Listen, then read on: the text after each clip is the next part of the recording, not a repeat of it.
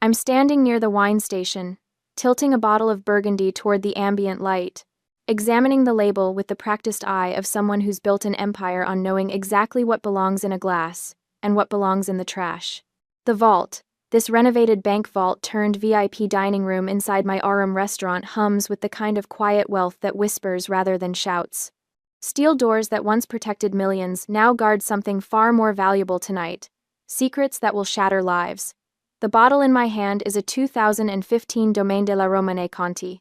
$15,000 of liquid history. I've already approved it for tonight's service, but I need to verify the temperature one more time. Details matter when you're orchestrating the downfall of international criminals, while your family toasts to their own destruction. Excuse me, honey? The voice drips with synthetic sweetness, the kind that coats condescension in sugar. I don't need to turn around to know who it is. Serafina Sterling has a particular vocal quality like wind chimes made of sterling silver, appropriately enough. All shimmer, no substance. I set the bottle down and face her. She's wearing head-to-toe Chanel, or at least what she wants people to believe is Chanel. The tweed jacket fits well enough, but I've spent enough time studying luxury to spot the slight irregularity in the chain stitching. The handbag, though that's the real tell. A Birkin in what she'd call gold Togo leather. It's a good fake. Very good. The kind that costs $3,000 instead of $30,000. Her eyes scan me from head to toe, lingering on my simple black ensemble with the kind of assessment a jeweler gives to suspect stones. Something flickers across her face recognition, maybe, of the clean lines and perfect drape that only the row can achieve. But instead of acknowledgement, her lips curve into something that could pass for sympathy if you weren't looking closely. "You poor thing," she says. And then her hand moves toward me, extending a crisp $20 bill like she's feeding a parking meter. "Here, buy yourself something nice to eat, honey. It must be hard standing here watching rich people dine." The paper crinkles between her manicured fingers. French tips, professionally done, probably the only authentic luxury she's wearing tonight. She thinks I'm the help. She thinks I'm a waitress, or perhaps some destitute Powell cousin who showed up hoping to snag leftovers from the engagement party. She has no idea that I, Valerie Powell, am the one who paid for every element of this evening. The $40 per pound Osatra caviar, the Japanese A5 Wagyu that costs more per ounce than gold. The centerpieces of Phalaenopsis orchids shipped overnight from a specialty grower in California. Every fork, every crystal glass, every threaded stitch in the custom Italian linens. And she definitely doesn't know that I'm the one holding the key to sending her straight to a federal prison. I should correct her. I should tell her exactly who I am. But something stops me, a cold calculation that's been 3 months in the making. There's power in being underestimated. There's freedom in invisibility. I take the $20 bill. My fingers close around it, and I feel the texture of the paper, the slight wear at the edges. It's probably from her wallet, pulled from a stack of bills she got from her last victim. Money that should belong to some retired couple in Tampa who thought they were investing in their grandchildren's future. "Thank you, Serafina," I say, keeping my voice soft, grateful. The sacrificial lamb accepting crumbs from the wolves' table. "That's very kind of you." Her smile widens, satisfied. She's performed her charitable act for the evening. "Of course, darling. We all need a little help sometimes, don't we?" She pats my arm. Actually pats it, like I'm a golden retriever who's learned to sit. Do try the canapes before they clear them away. The smoked salmon is divine. The smoked salmon that I selected from my distributor? That I approved after 3 separate tastings? That costs $60 per pound. I will, I promise her. Thank you so much. She glides away, her fake Birkin swaying, and I watch her return to the table where my family sits. The vault's lighting, carefully calibrated to suggest old money and older secrets, catches the gold hardware on her bag, and I make a mental note. Evidence. All of this is evidence. The table itself is a study in desperation dressed as celebration. My parents, Thaddeus and Blythe Powell, sit at the head, their expressions tense beneath forced smiles. My mother's wearing the Mikimoto pearls my father bought her 20 years ago, back when Powell Industries actually meant something. My father's suit is Brioni, but it's from 3 seasons ago, taken out for special occasions and carefully maintained because there isn't money for new ones. They're looking at the Sterling family, Montgomery, Cordelia, and their daughter Serafina, like drowning people look at life preservers, because that's what this engagement represents to them. Salvation. A way back into the circles they've been slowly sliding out of since the family business started its inevitable decline. They look at the Sterlings and see aristocracy, old money, European refinement. I look at the Sterlings and see a file 3 inches thick. Interpol red notices. Financial crimes spanning 4 continents. $50 million in damages from a virtual real estate Ponzi scheme so sophisticated, it took the FBI's Financial Crimes Division 9 months just to map the money trail. But right now, my parents see their golden ticket, and they're clutching it with both hands. My brother Preston sits beside Serafina, his hand possessively on her knee, wearing the expression of a man who thinks he's won the lottery. In a way, he's managed to convince a woman far smarter and more dangerous than he is to pretend she's in love with him. Preston, who couldn't close a deal if the client was holding the pen to the contract. Preston, who's been coasting on the Powell name his entire life while contributing exactly nothing to its legacy. Everything that was mine, they've taken. My parents' approval, my family's respect, my inheritance, piece by piece, pawned off to maintain appearances. But tonight, I'm taking something back. I fold the $20 bill and slip it into my pocket. I'll frame it later, I think. A reminder of this moment. The moment Serafina Sterling handed me $20 and thought she was being generous. I smoothed down my black blazer the row, from their latest collection, $5,000 of Italian cashmere so fine it feels like wearing shadow, and walked toward the table. Time to play my part. To understand why I'm about to sit through an evening of calculated humiliation, we must look back to the moment the fuse was lit, 3 months ago. The moment my brother Preston came home for Sunday dinner, practically vibrating with excitement, and announced he'd gotten engaged. Her name is Serafina Sterling, he'd said, showing us a photo on his phone. A beautiful woman with honey blonde hair and the kind of smile that said she knew exactly how beautiful she was. Her family is from, well, they're basically aristocracy. Old money, European. Her father, Montgomery, he's brilliant. He's working on this incredible investment opportunity, virtual real estate in emerging markets. It's revolutionary. My mother had actually gasped, clutched her pearls. Sterling? Montgomery Sterling? I've heard of him. Wasn't there an article in Forbes? Preston interrupted. He was profiled last year. The future of digital investment, they called him. I'd said nothing, just watched my brother's eyes, the way they gleamed when he talked about Montgomery's opportunity, the way his hand kept moving to his pocket, like he was already counting money that didn't exist. I'd learned a long time ago that when something sounds too good to be true, it's because someone very smart is working very hard to make you believe the lie. So I hired a private investigator. Marcus Webb, former Secret Service, now running his own firm, specializing in financial background checks. I gave him 2 weeks and a blank check. He came back in 10 days. The file he handed me wasn't about petty scams or credit card fraud. It was about a criminal enterprise so sophisticated that it spanned 4 continents and had over 300 victims. The Sterling family, Montgomery, Cordelia, and Serafina, were the architects of a virtual real estate Ponzi scheme that promised investors returns on digital properties in metaverse developments across Dubai, Singapore, and Sao Paulo. The properties didn't exist. The developments were fake. The returns were paid from new investors' capital, classic Ponzi structure, but executed with such technical sophistication that by the time victims realized they'd been defrauded, the money had been laundered through 13 different offshore accounts and converted into assets across 7 countries. Total damages, $50 million. The Sterlings were operating under Interpol red notices in different countries. They'd evaded capture by constantly moving, never staying long enough for extradition proceedings to catch up with them. They'd refined their method over 8 years, leaving a trail of bankrupted retirement accounts, foreclosed homes, and shattered lives. And now they were in my brother's life, in my city. At my family's dinner table, I'd taken the file straight to the FBI. The Chicago field office put me in touch with Agent Vance from the Financial Crimes Division. He was in his mid-40s, with gray threading through dark hair and the kind of tired eyes that come from spending years watching smart people do terrible things for money. He'd spread the file across his desk, studying photographs of the Sterlings at various charity galas, always impeccably dressed, always charming, always moving. We've been tracking them for 18 months, he'd said. The problem is jurisdictional. The country where they've been laundering most of the money, there's no clear extradition treaty with the US. We can't just grab them. We need them to commit a predicate act on American soil.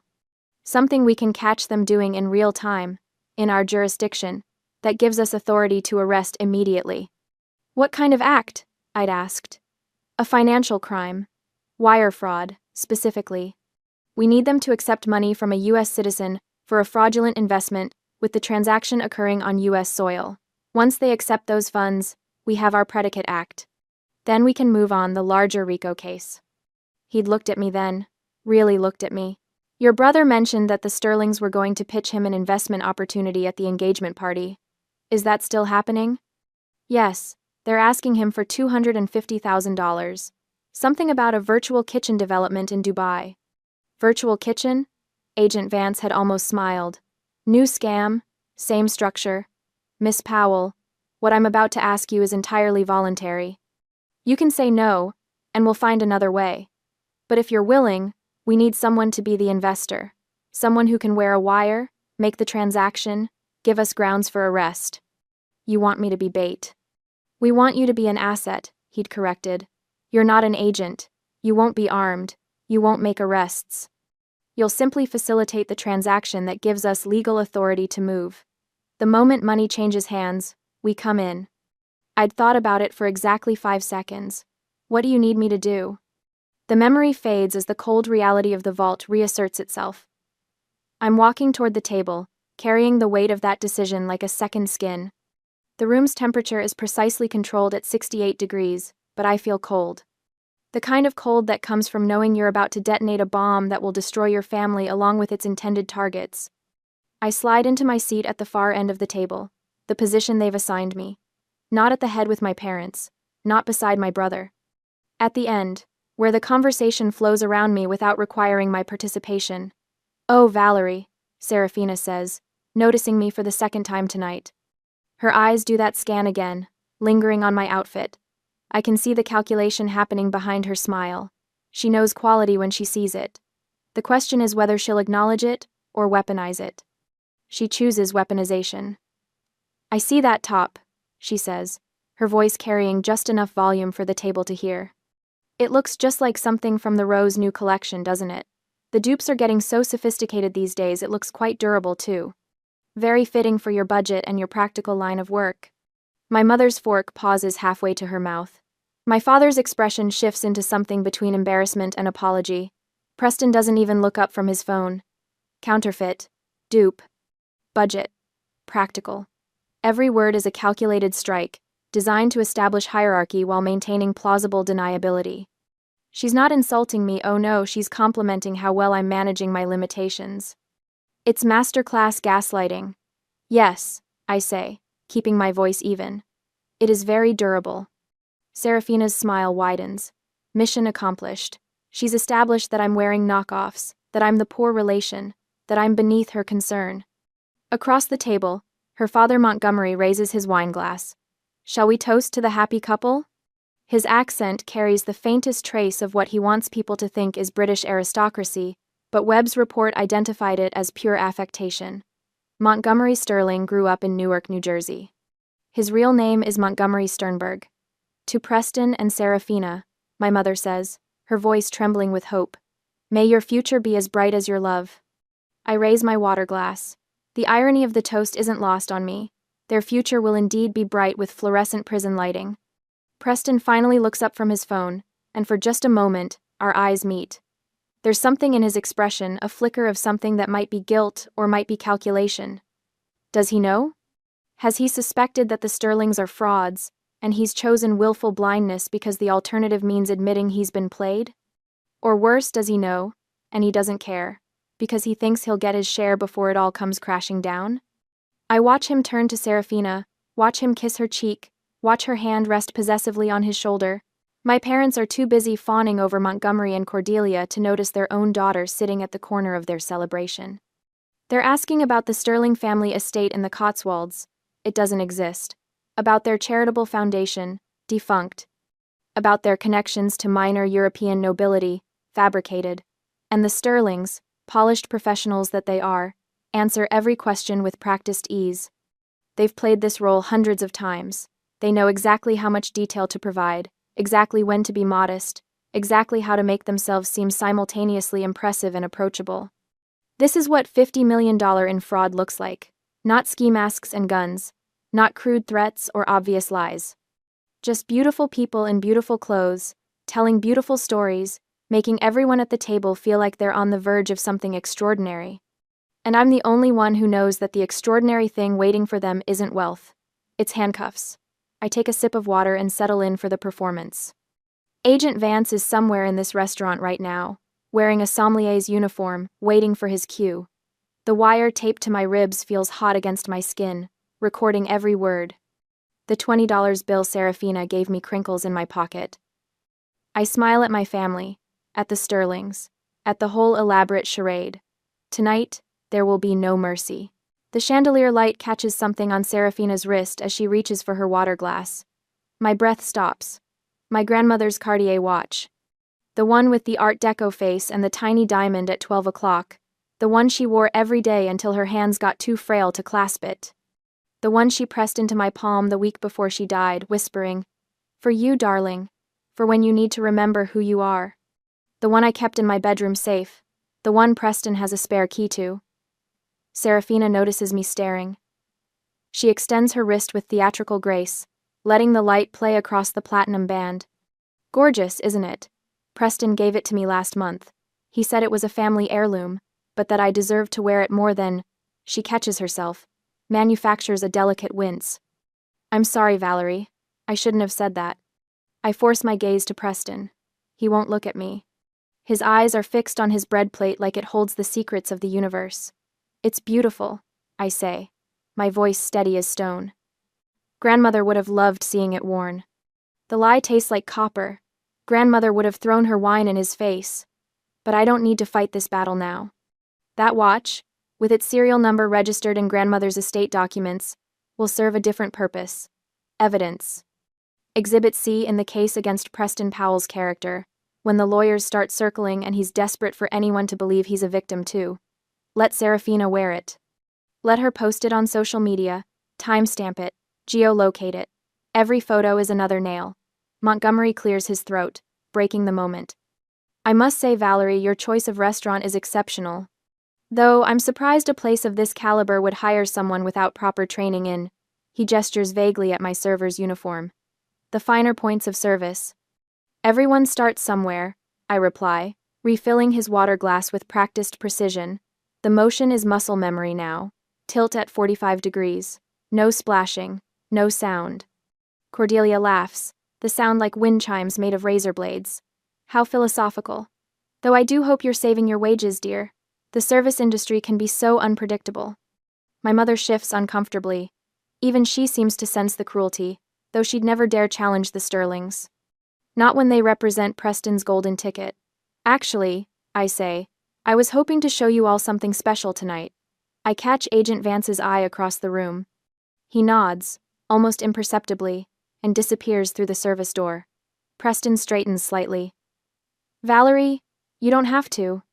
I want to. I smile at him, and it's almost genuine. Almost. Family should celebrate together, right? Serafina exchanges a glance with her father. There's something in it, a flicker of calculation, of predatory interest. They think I'm about to embarrass myself. They're waiting for it, practically salivating. Agent Vance returns carrying a crystal decanter on a silver tray. The wine inside is the color of garnets, of dried blood, of expensive mistakes. He sets it down with the reverence it deserves. No label visible, no indication of what it is. I was gifted this bottle.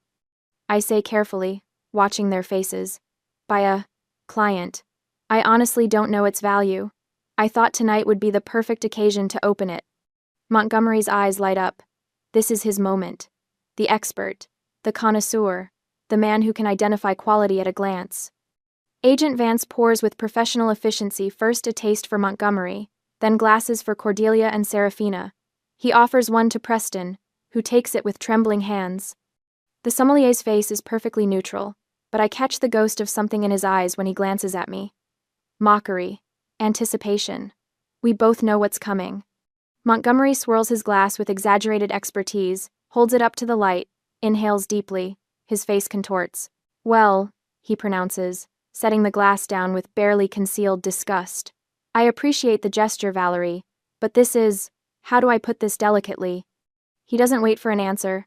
This wine is far too acidic. The tannins are practically non-existent. If I had to guess, I'd say this is table wine. Supermarket quality. Perhaps $8, $10 a bottle? Cordelia takes a sip and nods gravely. I'm afraid Montgomery's right, dear. There's no complexity here. No depth. Serafina swirls her glass like she's seen people do in movies. It's very... She pauses, searching for words she's heard before. Bold. Oaky. Almost aggressively so. I bite the inside of my cheek to keep from laughing. The wine in their glasses is Domaine de la Romane Conti, Premier Cru. The kind of Pinot Noir that wine collectors bid on at auction. The kind that costs more than most people's cars. $15,000 a bottle, and they just called it Oaky. Pinot Noir, the most delicate varietal in the world. Known specifically for its subtle, silky texture, its complete and utter lack of oak influence when done right. Agent Vance catches my eye. His expression doesn't change, but I see it the glimmer of satisfaction, the confirmation we both needed. These people are frauds, not just con artists running a scheme, not just criminals hiding behind expensive suits and practiced accents. They're hollow, empty vessels wearing the costume of wealth, speaking lines they've memorized but never understood. They can fake the vocabulary, the confidence, the condescension, but they can't fake taste. Preston takes a small sip and says nothing. I wonder if he knows. I wonder if some part of him recognizes that he's drowning, that the people throwing him a rope are actually tying an anchor. Thank you for your honesty, I say softly, taking the decanter from Agent Vance. I'll make sure to tell my client you found it. Lacking. Montgomery waves a dismissive hand. Think nothing of it, dear girl. You're learning. That's what matters. The chandelier light catches grandmother's watch again. I smile. They have no idea what's coming.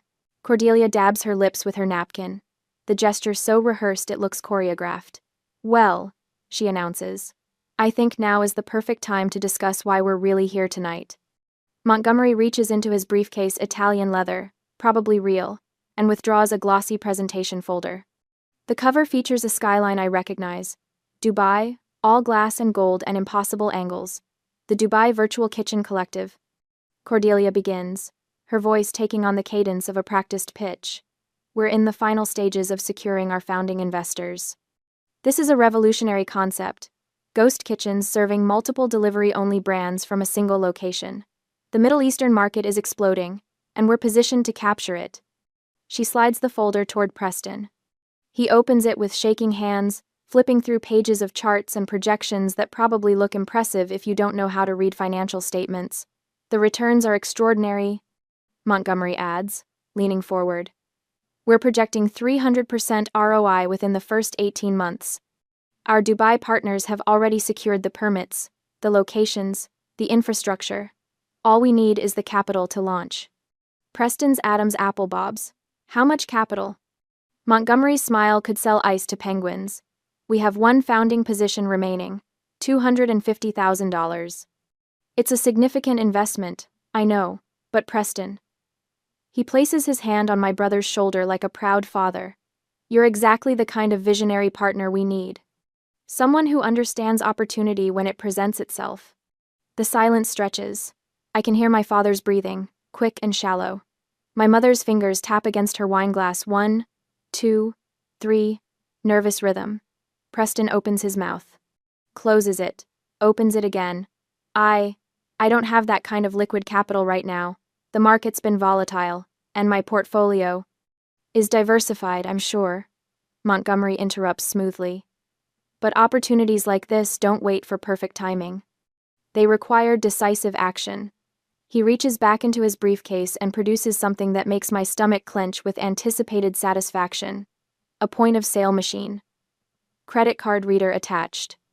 The kind you see at farmers markets and food trucks. Montgomery sets it on the table between the wine glasses and bread plates like it belongs there. Like conducting a $250,000 transaction over dinner is perfectly normal. We can process it right now, he says. Serafina and I are flying to Dubai on Friday. If you want your name on the founding charter, we need your commitment tonight. Preston's face has gone white.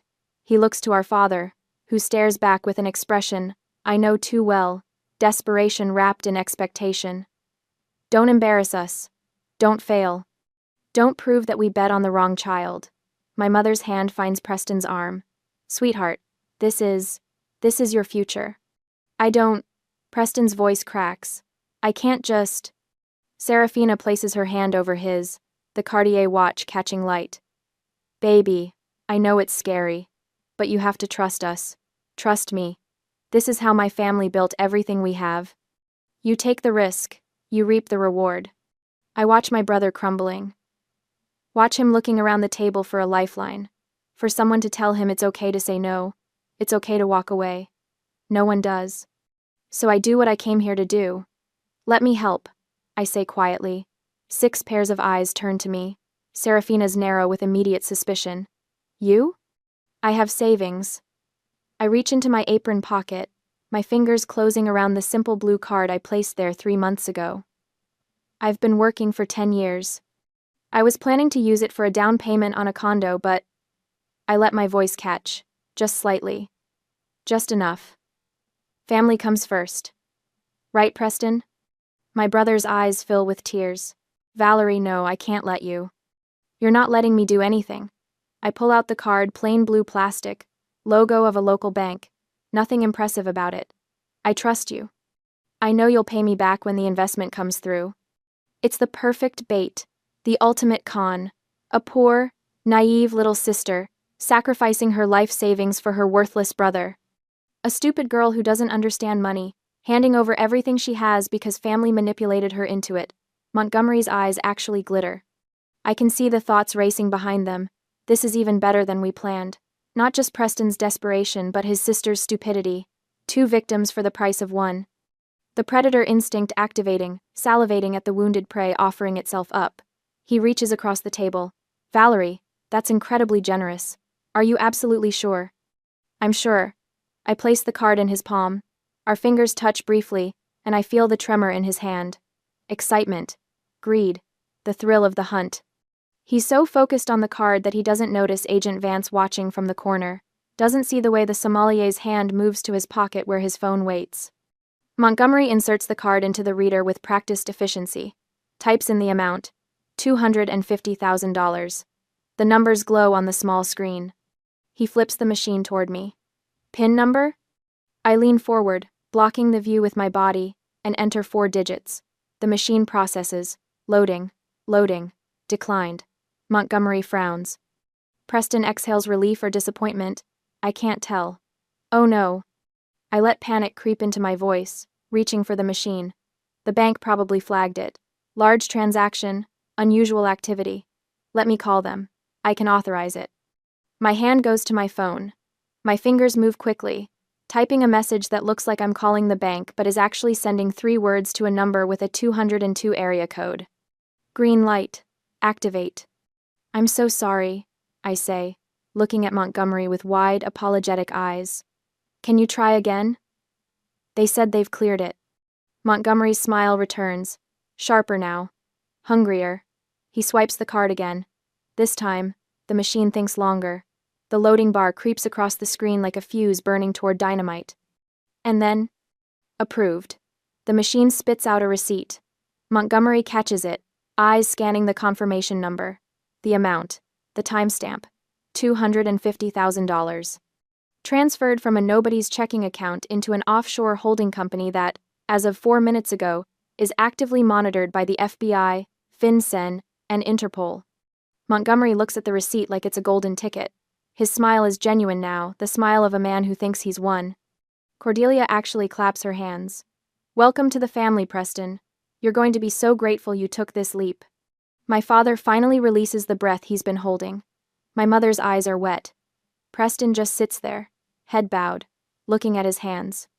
Looking at the man who just let his little sister give up her future to save his. Agent Vance refills water glasses, his movements methodical, unhurried. The receipt sits on the table like a confession. And the trap snaps shut. Montgomery's fingers close around the receipt like it's a winning lottery ticket. His other hand slides beneath the table, subtle, practiced phone already unlocked. I watch his thumb dance across the screen, initiating what should be an instantaneous wire transfer. 3 months of FBI surveillance taught me exactly how he moves money: immediate layering, satellite accounts in 3 jurisdictions, funds dispersed before the merchant batch even closes. His smile is magnificent, pure, unfiltered greed. Then it cracks. His thumb swipes again, harder. The confident rhythm stutters. He taps the screen with increasing force, his jaw tightening almost imperceptibly, the kind of tension that starts in the temples and spreads. Is the network here down? His voice maintains its veneer of casual concern, but I catch the edge. The first hairline fracture in that polished facade. I take a slow sip of the Domaine de la Romane Conti. $15,000, tastes like vindication complex, layered, absolutely worth the wait. I let the silence stretch just long enough to become uncomfortable before I set down my glass with deliberate care. The network is fine, Montgomery. My voice comes out colder than the Chicago winter outside, colder than I knew I was capable of. 3 months ago, when Agent Vance first approached me with surveillance photos of Preston leaving Montgomery's downtown office, I wasn't sure I could pull this off. The deception, the performance. But watching Montgomery's face drain of color, I realize I've become someone new, someone who doesn't flinch. It's just that your accounts have been sealed. I pause, savoring each word like the wine. That $250,000 isn't going into your pocket. It's the final piece of legal evidence to trigger an international arrest warrant. The room goes absolutely still. Montgomery's eyes dart to the steel vault door, the same door I admired on my way in, thinking how perfectly symbolic it was. A former bank vault, now trapping the biggest financial predator in Chicago. His hand clutches the receipt harder, crumpling it slightly. That little piece of thermal paper, that predicate act, that caught in the act moment the FBI has been building toward for 18 months? Valerie? My mother's voice quavers. She doesn't understand yet. None of them do, except Montgomery. He knows. I see it in his eyes the exact moment he realizes he's been played. The sommelier straightens from his position near the wine credenza. Except he's not a sommelier. Agent Vance sheds the subservient posture like a snake shedding skin. His shoulders square, his expression hardens, and suddenly the man who spent 20 minutes explaining terroir becomes someone else entirely. Someone who's been documenting every word, every gesture, every incriminating detail through the sophisticated recording equipment built into that wine key on his belt. FBI. His voice carries the weight of federal authority. Montgomery Sterling, you are under arrest under the RICO Act for operating a $50 million Ponzi scheme. The vault door explodes inward. Not literally, though the sound of it slamming against the interior wall might as well be an explosion. 6 tactical agents in full FBI raid gear pour through the opening, weapons drawn, movements precise and choreographed. They've practiced this. Of course they have. You don't take down a red notice target without rehearsal. Hands on the table. Now. Montgomery complies, but slowly, like he's still calculating odds. Cordelia gasps, her hand flying to her throat in a gesture so theatrical it would be funny if it weren't so pathetic. Serafina doesn't move. She sits frozen, her investment smile replaced by something rawer. Fear, maybe, or fury. Hard to tell in the chaos. Preston shoots to his feet. What is happening? Valerie, what did you do? Sit down, sir. An agent's hand clamps on his shoulder, forcing him back into his chair. Not gently. My parents huddle together like wounded birds. Thaddeus keeps sputtering. There must be some mistake. We're respectable people. We don't. But his voice gets lost in the mechanical recitation of Miranda rights. Agent Vance cuffs Montgomery personally, cinching the metal tight around those manicured wrists that signed off on fraudulent prospectuses for over 300 investors. I stay seated, calm, sipping wine while federal agents swarm around me like I'm the eye of a hurricane. Serafina finally finds her voice. You lying fraud. You set us up. I turn to her slowly, deliberately. Let her see the absolute absence of guilt in my expression. No, Serafina, I didn't set you up. You set yourself up when you decided my family was stupid enough to be marked. I rise from my chair with unhurried grace, smoothing down my black robe blazer. I just made sure you got caught. I walk around the table, my heels clicking against the polished floor. Serafina's Birkin sits on the empty chair beside her, that status symbol she's been clutching like a security blanket all evening, eager to display it. I pick it up, feeling the weight of it. Good leather. Substantial, but not quite right. You know what's interesting about Hermes? I turn the bag in my hands, examining it under the ambient light. Real Birkin bags have hand stitching, slightly irregular, because a human artisan makes each one. Takes 18 hours. I flip it over, running my finger along the seam. Machine stitching is perfectly uniform. Like this. I hold it up so she can see. So everyone can see. And the hardware? Real Birkin hardware is palladium or gold-plated. It catches light a certain way. But stamped gold on Togo leather? I tap the logo plate. That's a $1,500 knockoff from a very good counterfeiter. Serafina's face transforms. The mask of pitying sweetness, the condescending smile, the fake concern, all of it evaporates. What's left is rage. Pure and undiluted. You spiteful, vindictive. The word you're looking for is thorough. I set the bag down with a dismissive thud. You've been playing dress-up with fake luxury, taking money from desperate families, and pretending to be old money for so long you forgot what real looks like. An agent moves to cuff her. She jerks away, but there's nowhere to go. The vault that was supposed to impress her, supposed to make her feel exclusive and important, has become her cage. This is entrapment. Cordelia shrieks as another agent restrains her. You can't do this! Agent Vance doesn't even glance her way. Ma'am, your daughter and husband have been under federal investigation since March of last year. Miss Powell became a cooperating witness 3 months ago. Everything that happened here tonight was legal, recorded, and witnessed. He holds up the crumpled receipt Montgomery tried to hide, including this predicate act, which establishes Mr. Remender Sterling's intent to launder funds obtained through wire fraud. Montgomery says nothing. He's already calculating his next move, which attorney to call, which assets are truly hidden, whether he can flip on his partners in the Cayman Islands. I see it all playing across his face, but it's too late. The FBI has been inside his operation for over a year. They know where every dollar went. Preston starts crying. Actual tears. I didn't know. Valerie, I swear I didn't know what they were doing. You have to believe me. I meet his eyes across the chaos. My brother. My weak, envious, cowardly brother, who stole our grandmother's Cartier watch and let his fiancée wear it like a trophy. Who watched me drain my life savings into a scam and said nothing. Who always chose everyone else over me. I believe you didn't ask questions, Preston. That's not the same as not knowing. The agents begin herding the Sterling family toward the door. Montgomery walks with his head high, already performing for whatever jury will eventually see him. Serafina resists, until an agent threatens to carry her. Cordelia sobs about her reputation, her charity board, her country club membership. None of it matters anymore. The vault empties slowly, agents and criminals filing out in a choreographed exit that feels almost anticlimactic after the storm. Agent Vance pauses at the threshold, meeting my eyes with something that might be respect. You did good work, Miss Powell. The Bureau appreciates your cooperation. I nod. We're not friends. We were never going to be friends. I was a means to an end, just like he was for me. But there's a mutual acknowledgement in that moment we both got what we needed. Then he's gone, and I'm alone in the vault with my family. Just the Powells now. The way it started. My parents sit across from me like wax statues melting in real time. Thaddeus's face has gone gray, the carefully maintained tan looking sallow under the ambient lighting. Blythe's hands shake as she reaches for her wine glass, then stops halfway, like she's forgotten how to complete the motion. The dream of high society, of finally belonging to the world they've been performing for, has shattered.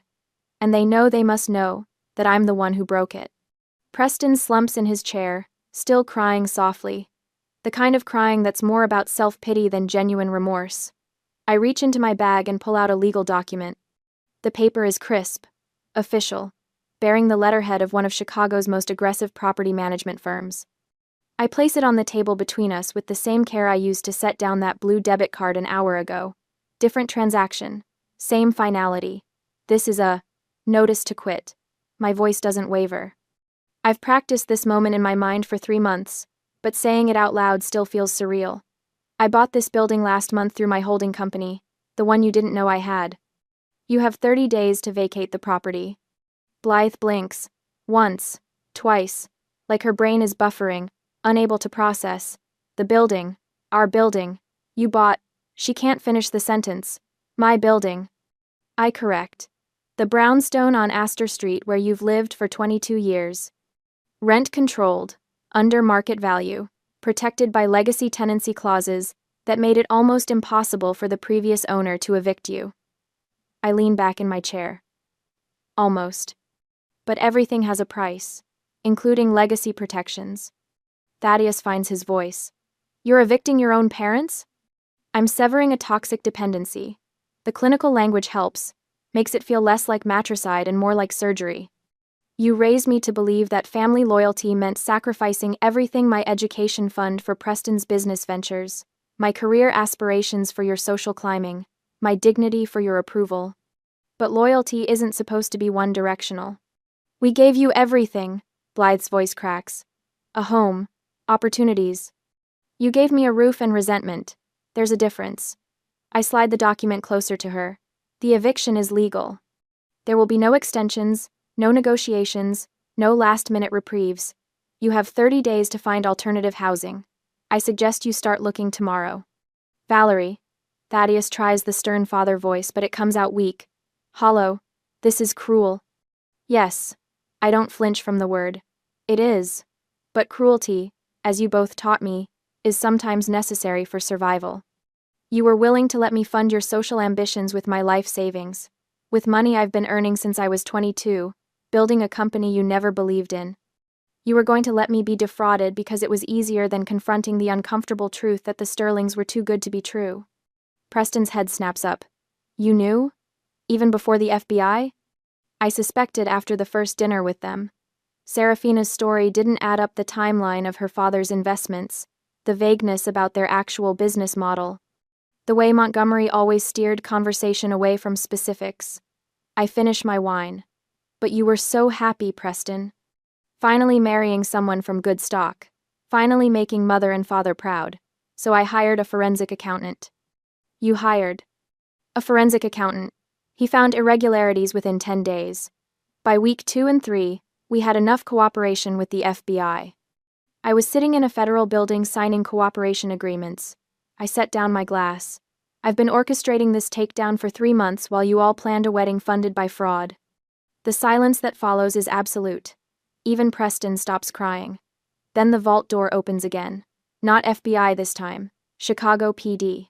2 uniformed officers and a detective in a rumpled suit. Preston Powell? The detective's voice is professionally neutral. We need you to come to the station for questioning regarding your role as an accessory to wire fraud and money laundering. Preston goes white. Actually white. Like someone drained the blood from his face through a tap. Accessory? I wasn't. He spins toward me, desperation replacing self-pity. Valerie, you're a CEO. You have great lawyers. You can bail me out. I didn't know anything. Tell them. I look at him. Really look at him. My older brother, who was supposed to protect me, guide me, be on my side. The brother who stole Grandma's Cartier watch from my jewelry box and gave it to his fiancée. Who watched me swipe a blue debit card for $250,000 and didn't say a single word to stop me. You stole Grandma's watch. My voice is flat. Factual. You let me invest my life savings into scammers without questioning it. You're 35 years old, Preston. An adult. I stand, gathering my bag with unhurried precision. The officers move toward him. Valerie, please. The $15,000 bill for this party will be mailed to your address. I button my blazer. The wine, the venue rental, the private service, all of it. You can figure out your own legal defense while you're at it. I pause at the vault door, looking back one final time. Good luck. You can't just leave me. His voice cracks into something approaching a wail. Watch me. I walk out of the vault. Behind me, I hear Preston arguing with the officers, Blythe pleading with the detective, Thaddeus demanding to speak to someone in charge.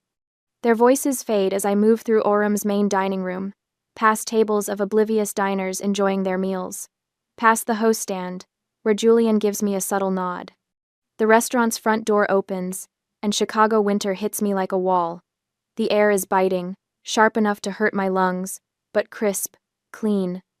The kind of cold that wakes you up and reminds you you're alive. I stand on the sidewalk for a moment, breathing it in. No regret, no guilt, just relief.